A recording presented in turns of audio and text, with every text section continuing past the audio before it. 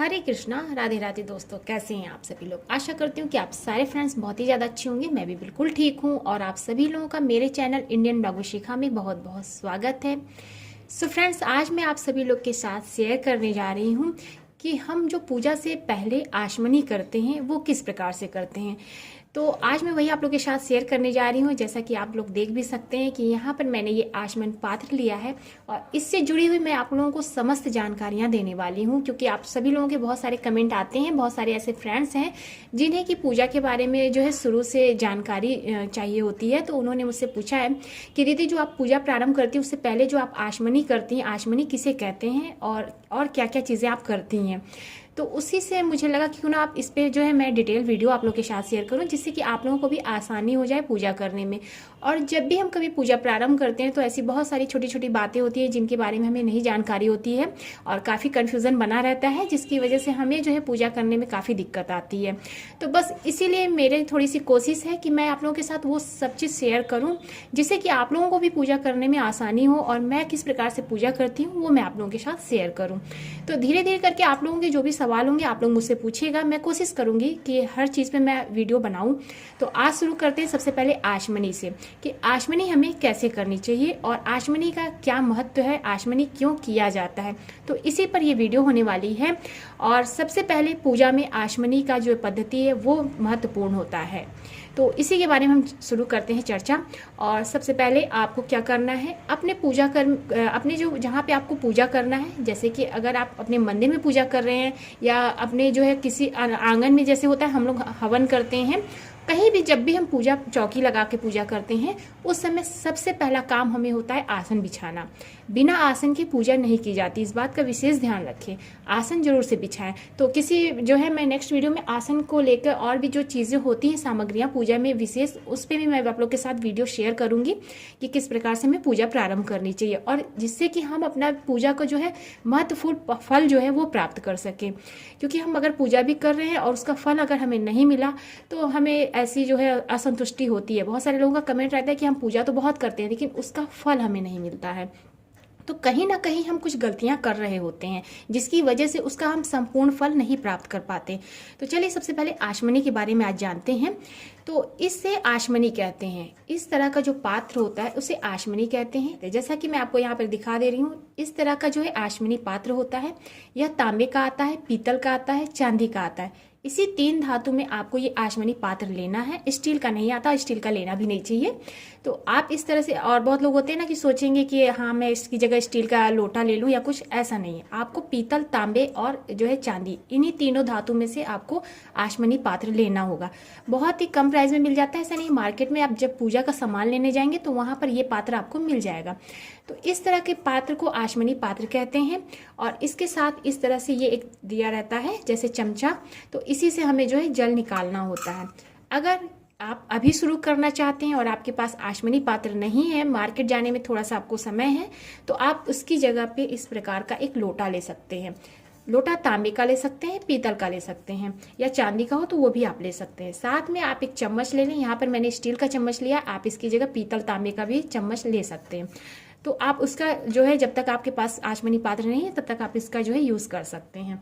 तो ये तो मैंने बता दिया कि आचमनी के लिए आप क्या क्या जो है चीज़ें ले सकते हैं। तो अब हम आचमनी कैसे करते हैं। तो जब मैं पूजा प्रारंभ करती हूँ उससे पहले हम आचमनी करते हैं।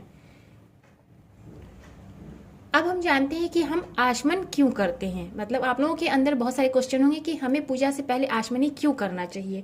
तो जो शुद्ध मन से हम आचरण करते हैं उसे हम आचमन कहते हैं। हमारे सनातन धर्म में जो है, जब भी हम कोई कर्म करते हैं, जैसे कि हवन, पूजा पाठ या नित्य प्रतिदिन की सुबह की पूजा, संध्या पूजा या घर में हवन इत्यादि जब हम करते हैं, उससे पहले हमें अपने आप की शुद्धि करनी होती है। इसलिए आचमन किया जाता है। बिना आचमन के जो है आपके द्वारा किया गया कर्म असफल होता है, इसलिए आपको आचमन करना अनिवार्य होता है। आचमन करने से हमारी जो है शुद्ध मन, वचन, क्रम और जो है आत्म शुद्धि होती है, मन शुद्धि होती है, कर्म शुद्धि होता है। तो इस शुद्धता को बनाए रखने के लिए हमें आचमनी करना पड़ता है। तो चलिए देखते हैं आचमनी हमें किस प्रकार से करना है।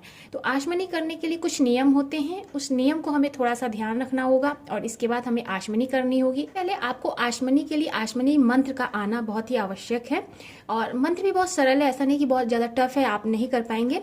तो आपको करना क्या है, आचमनी का जो मंत्र है वो आप एक कागज पे लिख सकते हैं या उसका प्रिंट आउट निकलवा के आप अपने मंदिर के वॉल पे लगा लें, जैसे कि आपकी जो नज़र है वो एकदम सामने उस मंत्र पे पड़ती रहे।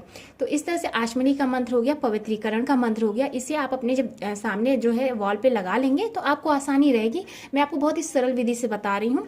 तो इस तरह से आपको जब आप नित्य प्रतिदिन उस तरह से आप पढ़ते रहेंगे, आचमनी करेंगे और जो है पवित्रीकरण करेंगे, तो आपको धीरे धीरे करके क्या होगा कि वो मंत्र आपको कंठस्थ हो जाएगा और आप बहुत ही आसानी से अपना जो है आचमनी का मंत्र कर सकते हैं और पवित्रीकरण का मंत्र कर सकते हैं। और नित्य प्रतिदिन आप जो भी मंत्र अगर करना चाहते हैं कि मंत्र के द्वारा आप पूजा करें, तो आप ये बहुत ही सरल उपाय है और इस तरह से जो है मैंने भी किया था।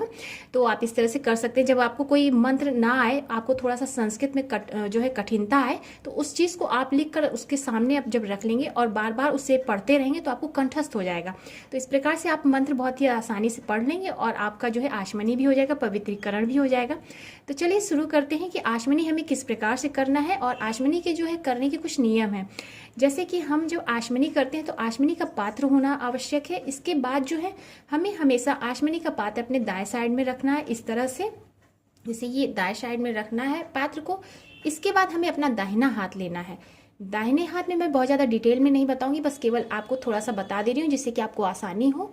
हमें अपने हाथ की ये 3 उंगली को इस तरह से करना है और ये कनिष्ठा जो है, ये छोटी वाली उंगली है, इसे अलग करना है, इस अंगूठे को अलग करना है।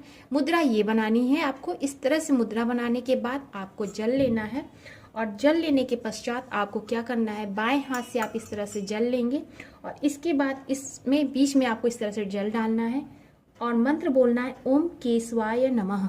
इस तरह से बोलने के बाद आपको क्या करना है, इस जल को पी लेना है। पीते समय इस बात का ध्यान रखिए कि मुख से आवाज़ ना आए, ऐसे आपको इसको जल को पीना है। आपको इस जल को कहीं गिराना नहीं है और पीने के बाद जो सर पे पोंछना है वो मत करिएगा। कभी भी जल पीने के बाद सर पे हाथ नहीं लगाते हैं, इस बात को ध्यान रखेंगे। जल पी लेंगे तो यहाँ पर मैं आपको इसको जो है जल को अलग गिरा के दिखा देती हूँ, मतलब कि इस तरह से हमें इसे पीना है और मुख से जो है आवाज़ नहीं आनी चाहिए। इस तरह से हमारा पहला मंत्र हो गया। दूसरी बार जो है हमें इस तरह से करना है, ओम नारायणाय नमः। फिर इस तरह से हम जल को पिएंगे और इसके बाद जो है तीसरी बार हम फिर जल लेंगे पुनः और इसके बाद ओम माधवाय नमः, ऐसा करते हुए हमें जल पी लेना है। तो 3 बार हमें इस तरह से करना है। अगर आप चाहें, मान लीजिए कभी कभी होता है थोड़ी सी जल्दबाजी होती है, मैं अक्सर यही करती हूँ, 3 बार एक ही बार जल ले लेती हूँ, जैसे कि ओम केशवाय नमः, ओम नारायणाय नमः, ओम माधवाय नमः, 3 बार जल ले लेती हूँ और उसे मैं पी लेती हूँ। तो इस तरह से भी आप कर सकते हैं। और इसके बाद पुनः लास्ट में जब हम चौथी बार क्या करेंगे, चौथी बार हमें क्या करना है, फिर से जल लेना है। ओम ऋषिकेशवाय नमः कहते हुए, ओम ऋषिकेशवाय नमः कहते हुए हमें जल को लेकर इस तरह से अपने हाथों को धुल लेना है। हाथों को हमें इस तरह से धुल लेना है। उसके बाद एक जो है साफ टॉवल ले लें, उससे आप जो है अपने हाथों को पोंछ लें।